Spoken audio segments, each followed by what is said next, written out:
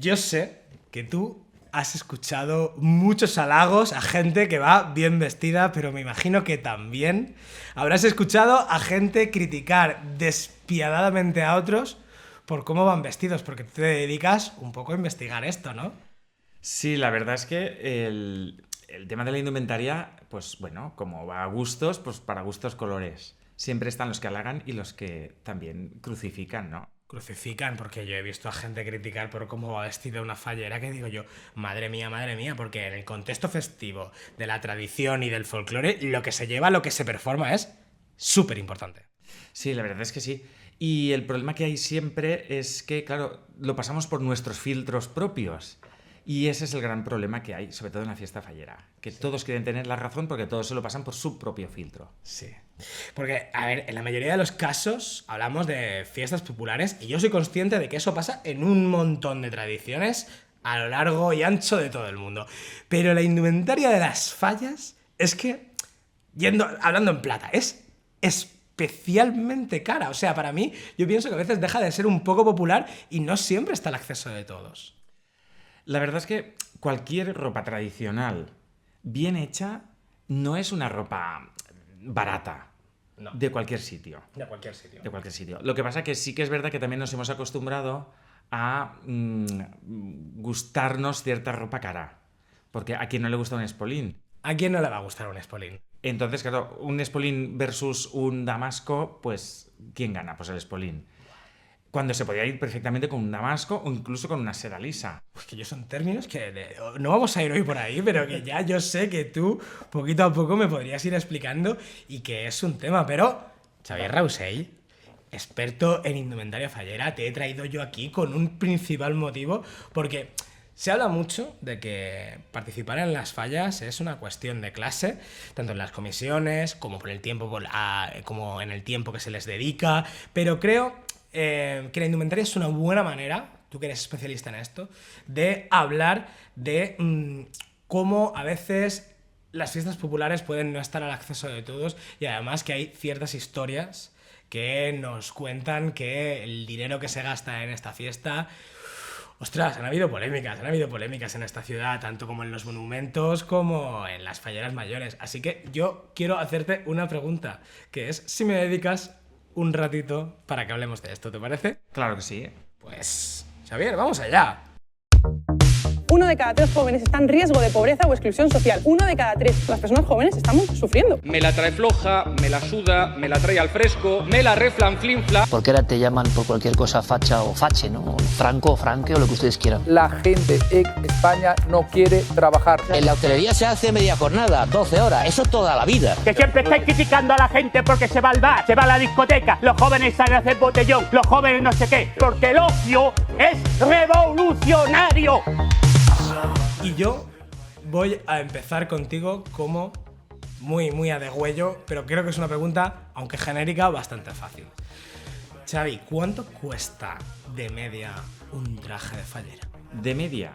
A ver, el problema que tenemos para calcular un traje de fallera es que por un lado están los materiales, que no son baratos, y por el otro lado está la costura, que para que esté bien y para que sea bien, habría de ser una costura a medida con lo que comporta.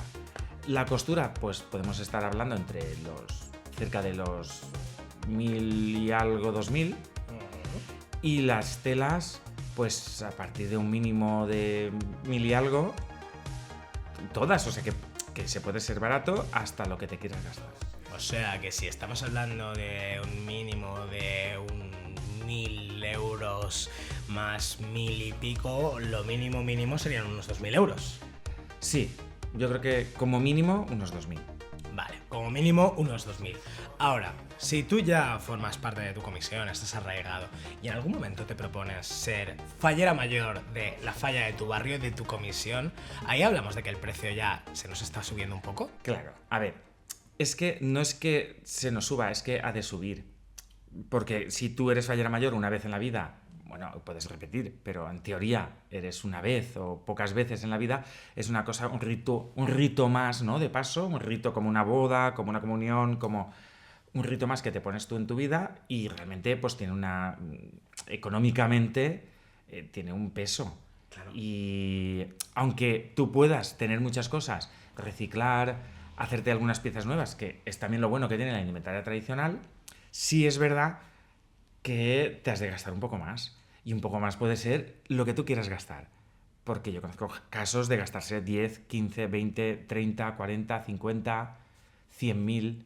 Tengo muchas ganas de ir a las anécdotas contigo, pero como bien dices, lo de ser fallera mayor es una cosa que es una vez en la vida, y yo creo que casi todas las veces, ¿no?, que alguien se propone ser fallera mayor, aplican a ver si son seleccionadas para la corte o si pueden ser candidatas a fallera mayor. Pero claro, estamos hablando de que la idea nada más que de postular a ese concurso, es decir, una vez que ya estás de camino a la corte, por ejemplo, cuando ya estás en la preselección, ahí ya estamos hablando de que decides tú, o si quieres ser fallera mayor, ponerte un poco más guapa, ¿no? Sí, ponerte un poco más guapa, hacerte alguna cosa nueva, que no te la hayan visto, que eso también está muy relacionado con la fiesta, ¿no? Innovación. La innovación. Aunque parece que son conceptos irreconciliables, Sí. es muy curioso ver cómo la fiesta fallera es constante renovación, aunque en su base muchos crean que es la tradición pura y dura anquilosada en el pasado. Claro. Y eso es una de las cosas más curiosas de que esta gente no lo ve, ¿no? O sea, no ve cómo es modernidad y es innovación y cosas nuevas un año tras año, pero a la vez siempre quieren estar anclados en el mismo. Y es ahí donde ven el choque, creo, para mí, importante en todos los aspectos falleros.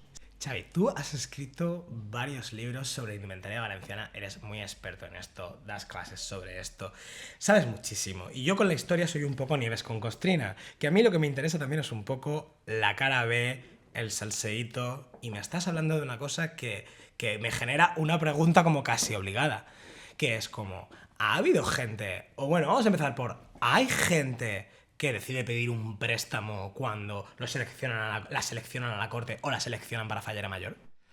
A ver, así oficialmente yo no lo sé seguro, pero yo me imagino que sí. Que sí.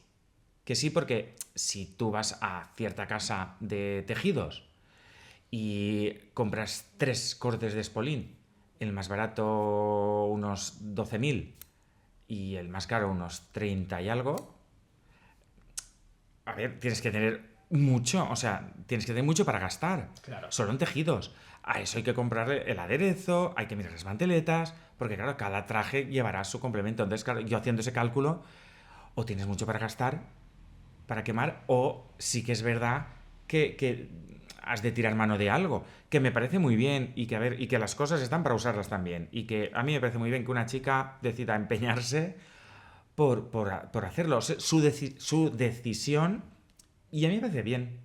¿Qué pasa? Que después el mundo sector textil de costura acaba por regalar trajes a la fallera mayor, acaban convirtiéndola en una valla publicitaria de sus propios negocios, pero tú regalas lo que puedes. Es que este es un melón que tenemos muy pendiente de abrir, que una vez que la fallera de base empieza a tener su repercusión, es nombrada fallera mayor de su falla, es seleccionada para la preselección, corte de honor, y ya de fallera mayor ni hablemos, la fallera ya deja de ser una persona que tiene que hacer un gasto pasivo, porque también puede aprovecharse de que de alguna manera es un escaparate publicitario, ¿verdad?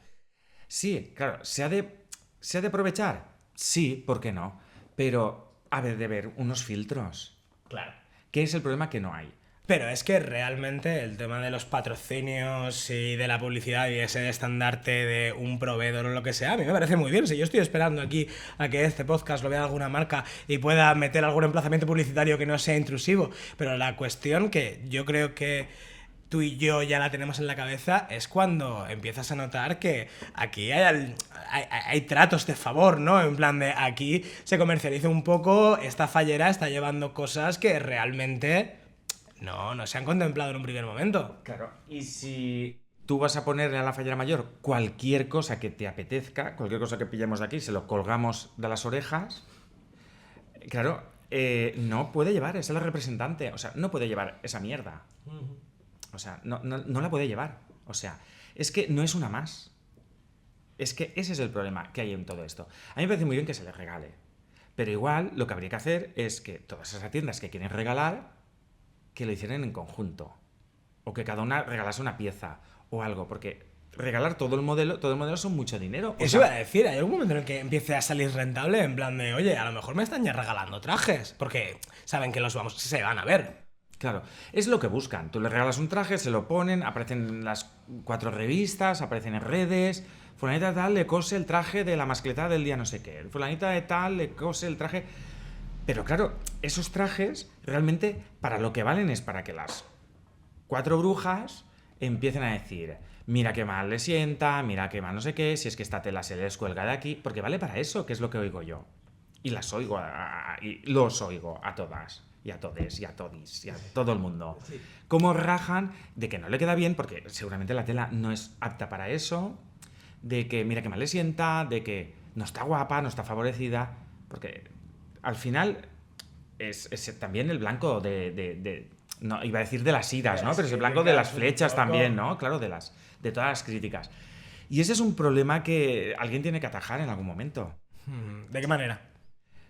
¿De qué manera? Yo creo que mi solución es bastante simple. Que es que no le dejaría ponerse nada que no fuese el oficial. Pero más allá, a mí para cerrar un poco este círculo que hemos iniciado, hay una pregunta como que me queda en el aire, porque hemos dicho que empezaríamos por un traje medio para una fallera estándar, partiríamos de los 2.000 euros. Ahora estamos hablando ya de falleras mayores. Yo quería preguntarte, más que cuánto se gasta una fallera mayor, quería preguntarte, ¿los trajes más caros o el presupuesto en el armario de trajes más caro, a qué cifras hemos podido llegar? ¿Tú qué cifras has llegado a escuchar? Bueno, todo esto siempre se exagera bastante. Porque... Pero es que yo quiero escuchar las exageraciones. Es decir, es claro, como la falla no campanar, nunca vamos a saber cuánto llegó a costó en aquella época y la llamamos la falla del 1.000.000 de euros. Yo te quiero preguntar a ti, sin frivolizar demasiado, pero ¿qué cifras por lo alto se llegan a escuchar en este mundillo? Pues mira, si utilizamos un spolín de cerca de 30.000, vamos a redondear 30.000, unas manteletas de unas 2-3.000, las manteletas. Si vemos unas medias de seda, vamos a ponerle 200, zapatos 200 más. Y un aderezo bueno, vamos a decir un aderezo bueno que esté cerca de los 2-3.000, pues son, vamos a poner 3 por aquí, 3 por allí, 6, y 30, 36, 37, pues cerca de los 40.000. ¡Wow! 40.000 euros, y estamos hablando de que en ese armario normalmente entra más de un traje. Sí, claro. Ese sería un traje bueno, muy bueno, que seguramente está bueno y va a pasar a generaciones futuras, o sea que se reciclará porque eso no se tira. Y está sobre esos precios. Fue del año pasado más o menos este cálculo que te he hecho de una fallera mayor, de una comisión, que estuve yo eligiendo en una casa de sedas, y estuve con ella, la acompañé, y por eso te puedo decir los precios. Una entrada de piso, un coche de gama media. Sí. Ella estuvo recogiendo dinero. Sí que es verdad que me dijo que ella estaba ya años haciéndose su campañita y recogiendo dineritos para gastárselos. La verdad es que todo el mundo decía que estaba guapa. La verdad es que, claro, con eso que se puso, estaba muy guapa, le sentó bien. Es que si al final no hubiese estado guapa... Sí, la costura se la acertaron, la verdad que estaba acertada, y se gastaría mucho más, porque después, claro, maquillaje, peinado, en aguas, se hizo camisa y todo. O sea que la verdad es que muy bien. O sea, muy bien, y la verdad que era muy digna. Sí que es verdad que a bolsillos muy seleccionados, claro. Poquísimos bolsillos. Pero no hace falta gastarse tanto para ir bien. No hace falta. O sea, yo soy consciente de que... O sea, nos has dicho que podemos partir de un presupuesto bastante modesto. Y, Xavi, te voy a preguntar en una perspectiva histórica, no te voy a preguntar en plan de casos concretos ahora, ni recientes, tal. En la historia de las fallas y en concreto de la indumentaria, ¿ha habido gente que se ha llegado a arruinar por invertir en indumentaria? ¿Que ha llegado a pasarlo mal, a tener deudas por haber invertido demasiado quizás en indumentaria? A ver, históricamente, yo creo que sí. Históricamente. pero porque ha venido épocas flacas de vacas flacas a posteriori y han pillado a esa persona malamente. Estoy hablando de las primeras falleras mayores, años 30, que es un poco la parte de historia que controlo más y la verdad es que sí que se ve que hubo ciertos problemas.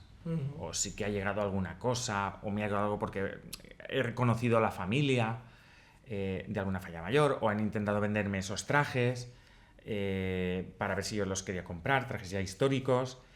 Y claro, y he ido tirando del hilo y preguntando, pero bueno, ¿y esto? Ay, pues es que esto costó mucho porque era pues una época pues que sí, las cosas eran mucho más baratas, pero la vida también era diferente. Y yo creo que sí. Claro, aunque yo también en mi paradigma mental estaba como pensando un poco en a lo mejor gente que invirtiera muchísimo, que fuera fallera mayor de su falla y que invirtiera mucho pensando que le iban a coger para la corte o incluso para fallera mayor, que haya invertido mucho pensando de que a lo mejor eso, aunque fuese a nivel de parné social, le iba a repercutir y luego esa inversión ha caído en saco roto. Sí, seguro que ha pasado, seguro. Porque es normal, tú cuando yo creo que eres una chica que te eligen para la fonteta y que quieres dar tu mejor imagen, porque claro, al final es una selección de carne. Es muy triste, pero es como ir a la carnicería. Este trozo de carne me gusta, este no me gusta. Tú quieres dar tu mejor presentación. Y tú quieres dar lo mejor de ti, lo que puedas. Claro. Y claro, pues seguro. Sí, me imagino. Y luego, dejando un poco al margen el tema de la indumentaria, que sé que tú eres especialista en eso, hablamos también de que cuando a alguien le proclaman miembro de la corte o fallera mayor, no solo hay un gasto de dinero en cosas materiales, sino que también hay un tiempo a la hora de dedicación y de volcarse en las tareas que te exige Junta Central o el mundo de las fallas. No sé si ha habido alguna fallera o algún miembro de la corte. Fallera mayor me imagino que no, porque creo que lo habría dado con ello muy pronto.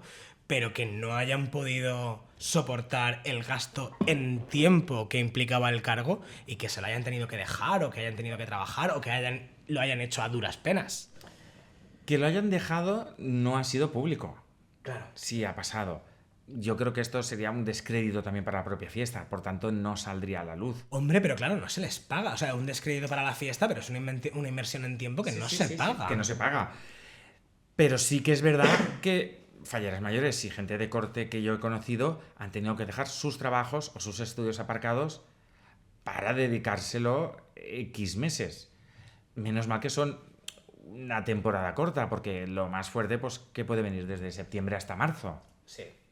Que puede ser lo más gordo. O si estiras mucho, pues igual desde Navidad a fallas. Claro, a mí me han llegado incluso a decir que las niñas, el concurso de fallera mayor infantil, cosa en la que yo personalmente estoy un poco en contra por a lo que se les expone a estas niñas, pero que, claro, que dejan de ir al colegio.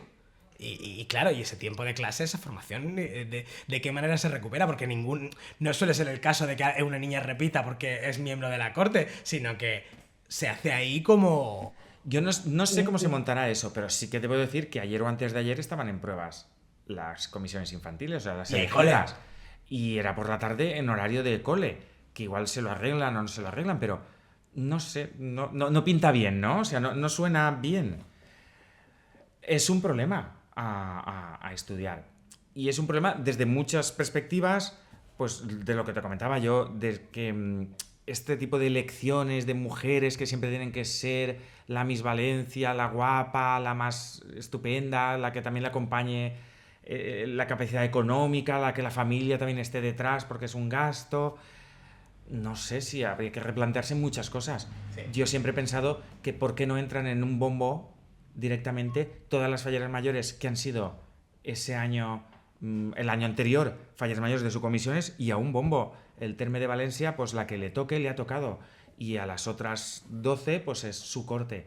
Y así pues veríamos pues diferentes cuerpos, diferentes sensibilidades, diferentes maneras de ser, con el traje pagado por el ayuntamiento, y sería una cosa como mucho más Claro, sería accesible económicamente y además representaría la diversidad aunque fuera aleatorio, aunque fuese solo por estadística. Claro. Sí, después siempre estará quien te dice, pero claro, ¿y qué si te toca una chica que no tiene la cultura que tiene que tener? Pues mira, pues lo siento, pero también es libre de no tenerla. También eso representa, ¿no? La identidad de Valencia. Sí, hay alguien que a lo mejor no tenga la cultura, que esto es siempre, entre comillas, ¿desde qué perspectiva? ¿Quién marca la cultura? Hombre, es que cualquier persona deber acceder al cargo. Es una fiesta popular, no una fiesta intelectual. Claro, es que ese es uno de los grandes problemas. Si vamos a buscar una mujer florero, pues es lo que estamos haciendo ahora. O sea, aunque después se le queda dar la vuelta que queramos darle, de que sí, de que queremos que hable, que queremos que tenga participación, que a la corte tiene que tener algo que hacer, pero si estás eligiendo floreros, o sea, si vamos a elegir chicas con capacidades, pues vamos a elegir las mejores, con la mejor capacidad. O sea, pero no mires el físico. Claro. O no mires la cartera. O sea, es que yo creo que vivimos en una sociedad que ya no está pidiendo eso. Hace unos años, pues bien, podría estar bien, pero vamos avanzando y hemos de seguir avanzando. Y es lo que te decía antes, que la fiesta fallera muchas veces quieren cogerse con uñas a esa tradición inamovible cuando es completamente evolución. Todos sabemos que el año pasado o el otro hubo ya una mujer trans y ¿por qué no ha salido de la corte? ¿Por qué no da visibilidad a esa parte de la sociedad? ¿Por qué no salen chicas gorditas? ¿Por qué no salen chicas negras? ¿Por qué no salen chicas de otros países? ¿Por qué? ¿Por qué no salen? Porque es una repetición. ¿Quién marca cuál es el canon de la mujer valenciana? Porque yo eso lo comentaba en otra parte del podcast. El 14% de la población de Valencia ahora es de origen extranjero. ¿Por qué en 74 ese 14% no está representado? Claro. O por lo menos que sea más natural la evolución. O sea, que no esté tan manipulado o que no se vea... Nunca. Aparte de que después entraremos en los procesos, ¿no? En los procesos de elección. ¿Por qué siempre es tan opaco? Yo estuve en una elección de una corte. De un sector. No, después hablaremos, ¿no? Me parece como que es el momentazo ahora mismo para hablar de eso. Claro. ¿Cómo lo viviste aquello? ¿Tú qué viste? Yo no vuelvo a volver en la vida. No quiero volver nunca. ¿Por qué? Porque no me gustó. Ni me gustó cómo me trataron a mí, ni cómo se trató a las chicas. Pero perdón, ¿estabas como de testigo o estabas de jurado? No, estaba de especie de jurado para elegir de un sector. Vale. ¿Y qué es lo que sucede ahí? Pues que intentaron influenciarme en la que tenía que elegir. Vaya. Y es feo. O sea, es feo. O sea, yo me doy cuenta de cómo es la fiesta. Sé qué representantes tiene que tener la fiesta. Pero no hace falta que me digas, no elijas a la gordita. Es terrible. Es feo. Es feo, pero es la que más puntos se llevó por mí. O sea, ya es bastante para que me digan no, para que yo diga, pues sí. Porque tenía el mismo derecho que las demás. Hubiera salido o no hubiera salido, pero no me gustó la forma. Porque al final es todo bastante opaco. Se quiere hacer como muy libre, como que todo con focos y con taquígrafos y como todo es así de correcto, pero todos vemos que no es correcto. Claro, a ver, es como si yo te pregunto, si yo al presentarme un proceso público tengo una escala de baremo de méritos, ¿cuál sería la escala de méritos o de atributos o de capacidades que se buscan en una fallera mayor? Claro. Es que yo creo que no lo tienen claro. Creo que buscan una cara guapa, con un buen tipo y que no moleste. Es que lo del que no moleste es una frase que escucho un montón. Sí, yo es lo que me ha llegado. O sea, y es lo que me ha dicho. No, es que tiene que ser que no moleste, que no haga preguntas. O que no diga...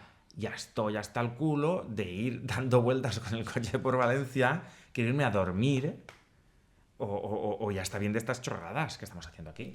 Pero es que yo creo que ya no vivimos en un año en el que tenemos que apostar por cargos de mujeres que no pregunten, ¿no? Claro. Yo creo que no. Y mira que yo estoy siendo así como muy franco, ¿no? Estoy dando mis opiniones del mundo de la fiesta. Todas estas opiniones, claro, también desde mi perspectiva, que es lo que quiero aclarar. Pero... muchas veces encuentro a faltar, sobre todo, la propia crítica, que no existe, que es que no está. O sea, es que ni la ves ni la oyes del propio organismo, que tenía que ser el crítico consigo mismo para mejorar, solo para mejorar. Pero no se ve. No se ve ni se escucha, ni incluso yo creo que se tapa. Y es un problema. Es un problemón y yo de hecho te quiero llevar a uno de los ámbitos, yo creo que para mí es un poco el más angustioso porque está sobre el papel, me parece que está escrito en piedra en realidad. Hablamos de una normativa que viene del año, si no fallo, 2002, que es el reglamento fallero y que tiene muchas normas sobre indumentaria. Y yo no sé anteriormente, porque yo no conozco tanto de historia como tú, pero en los últimos años nos ha traído muchas polémicas. Y a mí, sobre todo, contigo yo quería hablar de las que son relativas a la expresión, la identidad de género e incluso la orientación sexoafectiva. Porque, por ejemplo, vamos a empezar porque hace muy poquito, ¿no?, que hemos comenzado a ver de manera visible que una fallera mayor trans pueda ser fallera mayor de su falla y que personas con identidades no de mujer cis, no binarios, trans, puedan participar en actos como la ofrena, ¿verdad? Claro, ¿qué ropa van a llevar? Pues hay que sentarse a ver, aparte de que, para empezar, cada persona debería de vestirse como se siente, que sería lo que toca, también hemos de pensar que todo esto siempre lo pasamos por el tamiz de la ofrenda. Y la ofrenda es un acto que, a mi parecer, debería de cambiar algunas cosas ya. La ofrenda se montó como un desfile paramilitar en una época y además es que es como un ejército. Banderín, comisión, hombres detrás. Banderín, comisión mujeres, hombres detrás. O sea, está reglamentado, se reglamentó en la época, que es lo que había. O sea, no tenían otra cosa que copiar. Vale, pero ahora sí que es verdad que hay fallas que han ido cambiando, que ya van por parejas. Bueno, pues el siguiente paso será que se vistan también de acuerdo a su realidad. A lo que sientan en ese momento. Claro, a su propia realidad.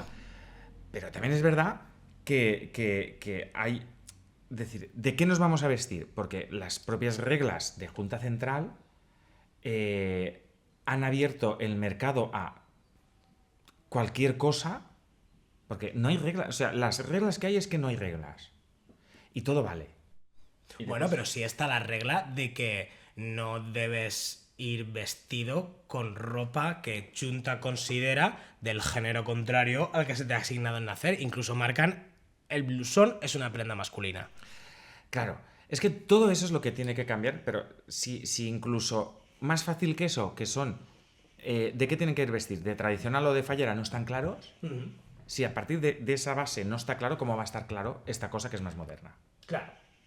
O sea, porque lo que no está claro es de qué van vestidas a la ofrenda o cualquier cosa. Aunque cada uno se pueda vestir de lo que quiera. Pero esas normas tenían que estar muy claras, pero no están. Si eso no está claro, que es la base, ¿cómo va a estar claro que cada persona se vista de acuerdo a su realidad? No, si no saben de qué vestirse. Sí. En realidad, como te comentaba, es muy reciente. No sé si tú tienes datos al respecto, pero es muy reciente, ¿no? Que, por ejemplo, personas trans puedan salir vestidas de fallera en la ofrena, ¿no? Yo creo que no ha sido tan reciente. No. No, lo que pasa es que ha sido una cosa muy discreta. Sí. Cuando ha pasado. Porque todos sabemos que en ciertas épocas ha habido vedettes y gente del espectáculo que ha vestido, que ha salido en la ofrenda también invitados. Y yo creo recordar que alguna cosa hubo hace bastantes años. Pero fue una cosa discreta que tampoco se le daba en ese momento ninguna relación. O incluso pasó más desapercibido porque es que nadie prestaba atención, pues iba vestido como quería ir vestida. En cambio, de manera visible sí que se tardaba un poco más, ¿no? Claro, ahora sí que es verdad que ahora se busca también poner el foco en eso para que muestre esa realidad social. Claro. Entonces sí que es verdad que buscamos con el foco y antes el foco ni estaba. Sí. Entonces ibas y punto. Es cierto.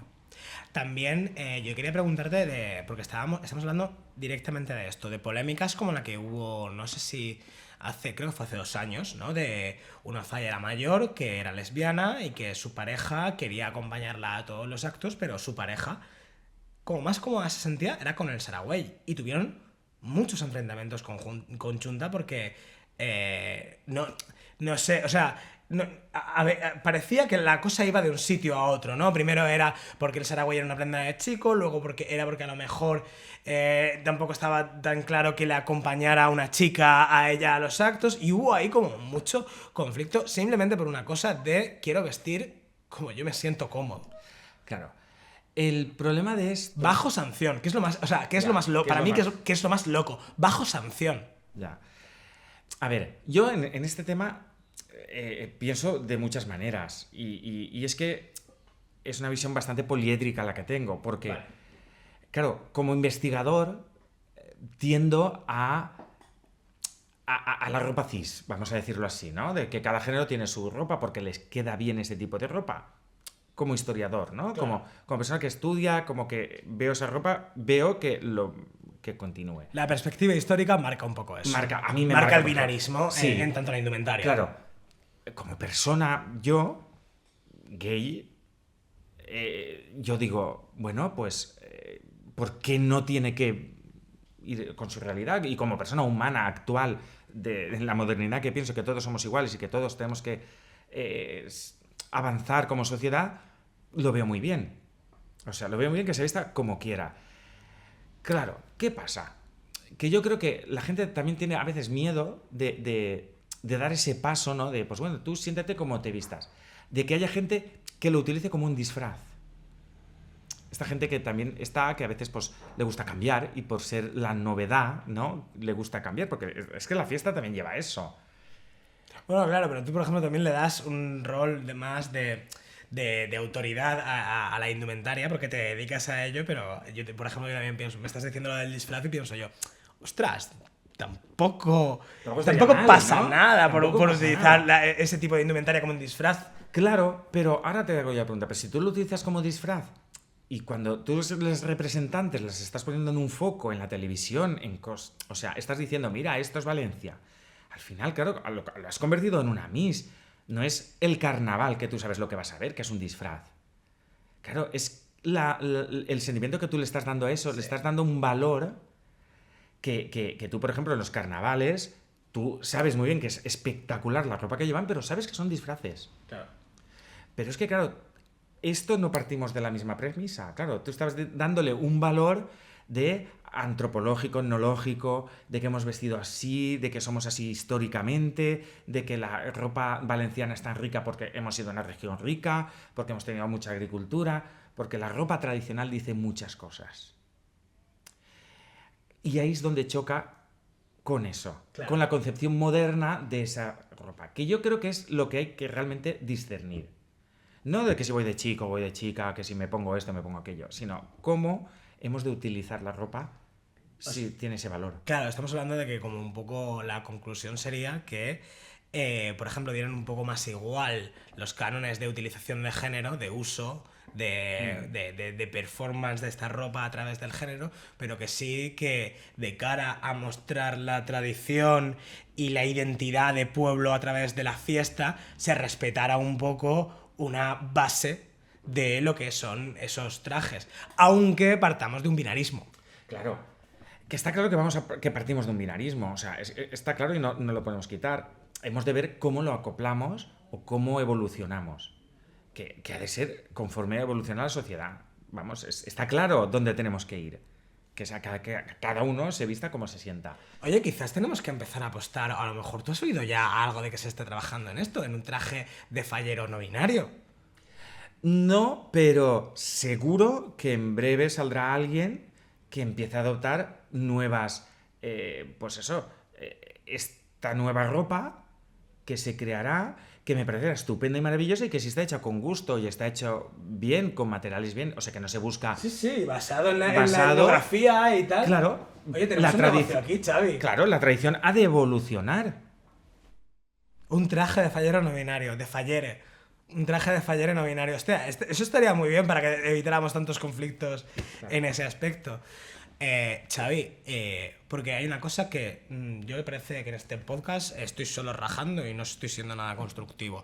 Pero venga, vamos a ponernos un poco Montesquieu y voy a preguntarte, porque la industria de las falleras, ya no mayores ni tal, mueve muchísimo dinero y estimula muchísimo la economía de aquí. Mucho. Yo no creía tanto. Mira, yo hice una conferencia en la universidad y tuve que ir a preguntar cuántas tiendas había abiertas de que vendieran objetos de indumentaria y me quedé muerto de la cantidad. En ámbito Comunidad Valenciana, más muerto, porque sí es verdad que en Valencia es mucho centralizada, pero es que empresas relacionadas con todo esto es la mayor concentración de toda España y de toda Europa. No solo sirve a la fiesta fallera, sirve a todas las fiestas prácticamente ya españolas. Fajas, cancanes, peinetas, aderezos, medias, peinados, mallas, prácticamente a toda España. Claro, es una industria que Es una mueve industria- millones de euros. Millones. Y que está muy bien, y está muy bien que la tengamos nosotros, pero también tenemos que tener muy claro, esa industria le hace falta muchas veces tener claro unos cimientos de la tradición. No solo los valencianos, si van a vender a Aragón, que ahora ya van súper hinchadas como aquí, con muchas enaguas, o sea, les hace falta a veces mucha educación en ese aspecto para respetar también esa tradición de cada sitio, porque al final es la idiosincrasia, los trajes tradicionales dicen mucho de la zona. Que sí, que hay que adaptarlos, que hay que modernizarlos. Bueno, súper de acuerdo. Pero también tienen que respetar una esencia. Claro. Pero bueno, ¿qué es eso? Que realzar que realmente tiene un gran impacto positivo, aunque sea a nivel económico, que esto tenga la importancia que tiene y que le demos la relevancia que tiene. Pero bueno, Xavi, yo un poco como para cerrar el círculo, estábamos hablando del concurso de Fallera Mayor, los gastos, si queda al alcance de todo el mundo. Contigo estaba hablando un poco de esa perspectiva más económica y como que me queda poco más que preguntarte si tú piensas que se podrían hacer cosas, que hay cosas al alcance de la mano que no se están haciendo para hacer el concurso o la participación en la fiesta a nivel de clase. Yo sé que tú estás especializado en la indumentaria, un poco más popular, un poco más accesible. Sí, pero claro, si yo estoy de acuerdo con eso de que sea más accesible y todo, pero claro, si tú ya estás eligiendo 72 chicas o las que sean de las 300 y pico fallas ya para la fonteta, o sea, ahí ya estás haciendo unas cribas. Claro. Igual había que acabar con esas cribas. Tú es el sorteo que además me parece una idea tremendamente buena. Bueno, o por lo menos sorteo y después hablar con las chicas, ver si quieren, si no quieren, ver cómo son ellas, pero que sea una cosa más... que fluya más, ¿no? O sea, que sea una cosa mucho más normal o habitual. No sé cómo decirla. Menos de Miss. Sí, menos de Miss, porque es que los concursos de Miss están acabados. O sea, es que ya no tienen ninguna gracia. No la tienen. Yo qué sé, ya si lo hiciesen por la tele es que ni lo miraría, o sea, me dan igual. Es que hemos de ver que igual el espectáculo Miss ya ha terminado. Claro, es una cosa que empieza en el siglo XIX, que evoluciona en el siglo XX y que igual es el momento de que acabe. Yo me quedo contigo, Fallera Mayor por sorteo y bajo consulta previa, que te toque y que luego te pregunten. ¿Seguro? Sería muy representativo, Xavi.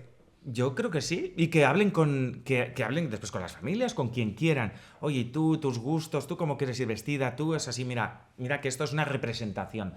Explicar qué es el traje de valenciana, qué representa eso. No hablar de la tradición siempre o de todo así en abstracto, no, decir, mira, tú vas a representarnos a todos.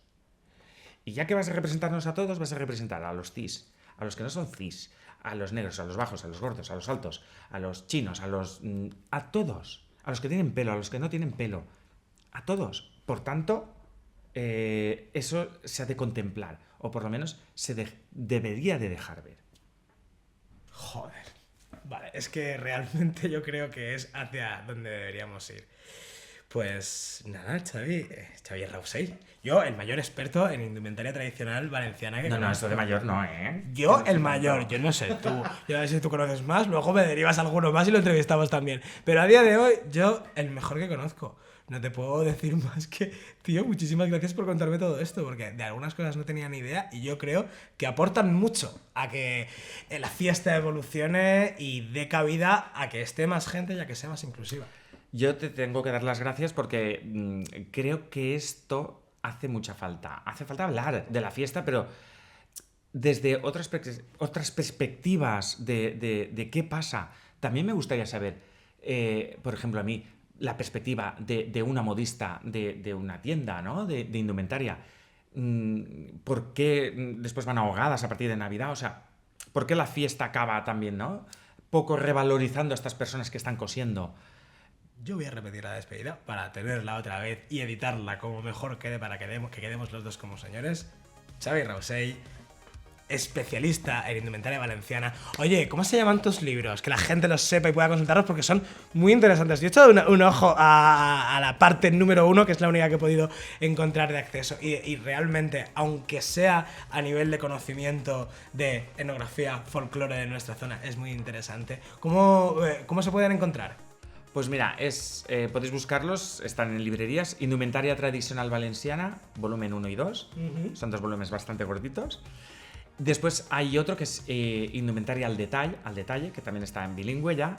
Y este, por ejemplo, hay mucha fotografía de muchas piezas. Después está también el catálogo de Inventar la Tradició, que se hizo para una exposición del Museo de Etnologia de Lenno. Y este pues habla de la historia, ¿no? Sobre todo, este incide ya más en otra parte más histórica. Y estoy preparando este mes de octubre, sale el catálogo de una exposición que hice en el Museo de Torrent sobre el traje de Torrent y Torrentina, porque allí, aunque la fiesta fallera es de Torrent, tienen características peculiares. Fallas de Torrent. Fallas de Torrent. Que tienen una particularidad y muy bien, porque sí que sé que se hizo bien ese cuerpo de manga de farol negro. Y sí, porque me llegó el cable. Y muy bien. Y tiene sus características que salen ahora en octubre en este catálogo, que será online y también físico. Y para 2025 espero otra nueva obra mía. Y por supuesto que, claro, que es de interés público en general en las bibliotecas de la Comunidad Valenciana, sobre todo las de aquí de la provincia de Valencia. En las bibliotecas también se puede encontrar tu obra, que yo también, eso ya lo he bicheado. Xavi Rausell, muchísimas gracias por participar en Triste Content y por hablarnos a través de la indumentaria de cómo a veces el acceso a esta fiesta popular es un poco una cuestión de clase. Sí, una lástima, pero hay que avanzar. Hay que avanzar y por eso estamos haciendo este contenido. Muchísimas gracias por venir. A tú.